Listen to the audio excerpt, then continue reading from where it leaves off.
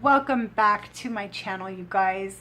This video is going to be a continuation, a part 2 of a 2-part question and answer of questions that I've received just over the month of April. And so part 1, if you haven't seen it, I'll go ahead and post it for you guys, and hope you guys check that out first, and then this will be the continuation. So let's go ahead and get into it.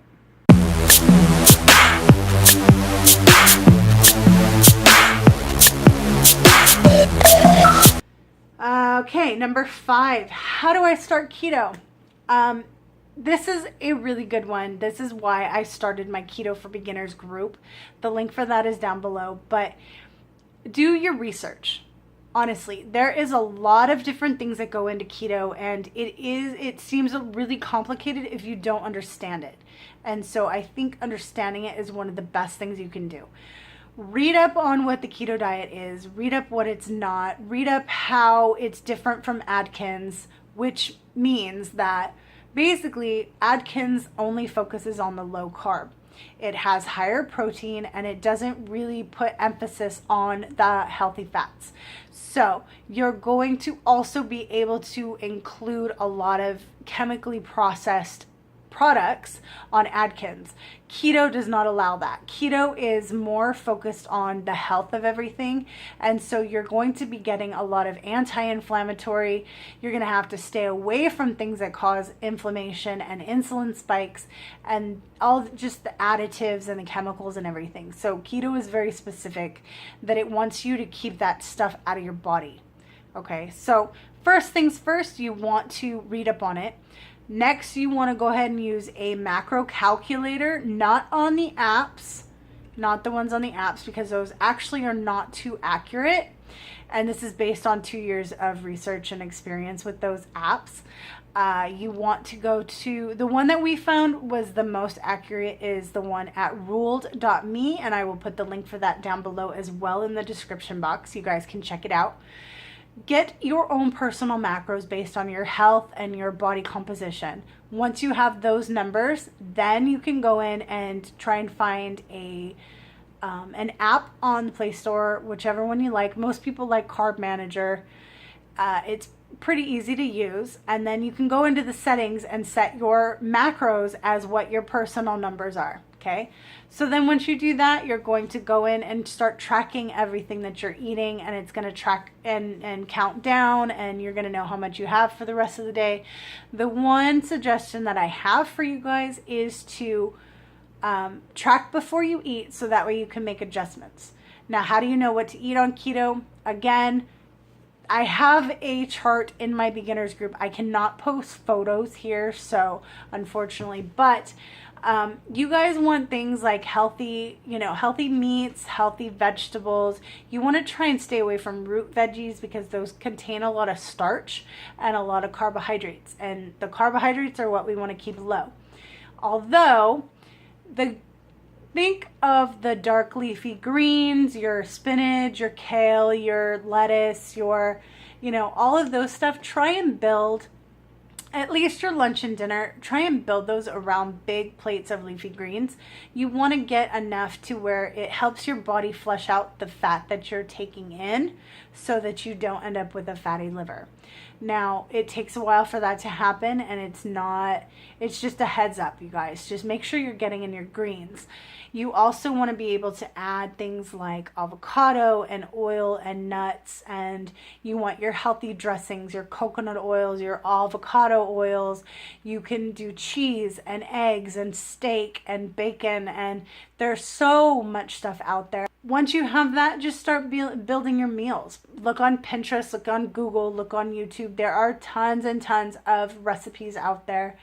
Just type in literally anything. So keto pizza, keto pasta, keto tacos, keto ice cream, anything you want to make, look for a recipe, and then you can do that. And then you can start tracking all the macros on that. And really, that's how you start. You just got to jump in, and it's a lot of trial and error. So don't feel bad if you don't get your macros right, or, you're confused by what you're supposed. You know what?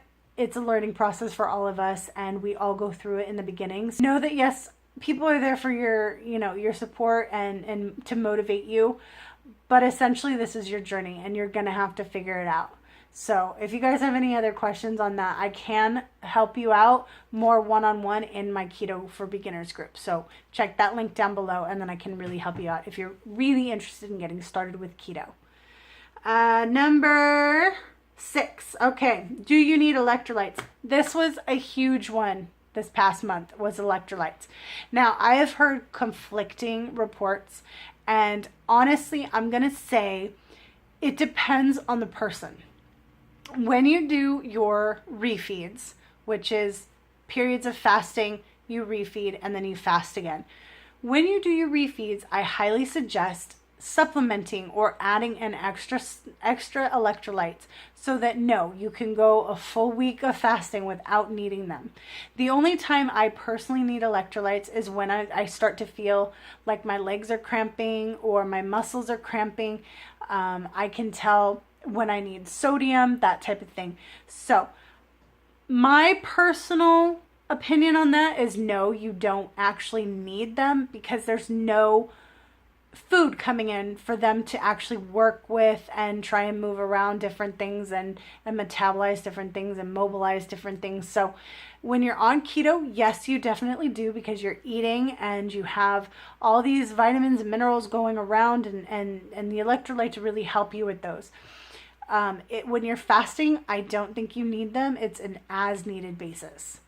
The conflicting research that I've seen has shown that, if you're doing longer than 10 days, then yes, you definitely do need them. But honestly, I'm on day 12 and I've only had to supplement like once or twice when my muscles started cramping. So really see what your body says. Listen to your body always, and it'll tell you when you need to supplement. And finally, number 7, how do you break a fast? Now, this is a really good one because I've broken many fasts in the last 2 months. So I do 5-day water fast, 2 days, usually keto OMAD, close to that, stick with me. And so it's always going to be with clean foods. You don't want to jump right into eating whatever you were eating before. And a lot of us get that mentality because it's kind of like, oh, we're free. We don't have to fast right now, so I'm going to eat whatever I want. That's when the regains start and you start gaining all the weight that you lost back. So a lot of people say break your fast with fruit. Now, that's a perfectly fine thing to do. I would be a little concerned with the sugar intake of the natural sugar that's in the fruit. And if you're keto, that's definitely a no-no. So if you want to be on the safe side, go for smoothies, go for broths, go for something that's very easy and gentle on your system.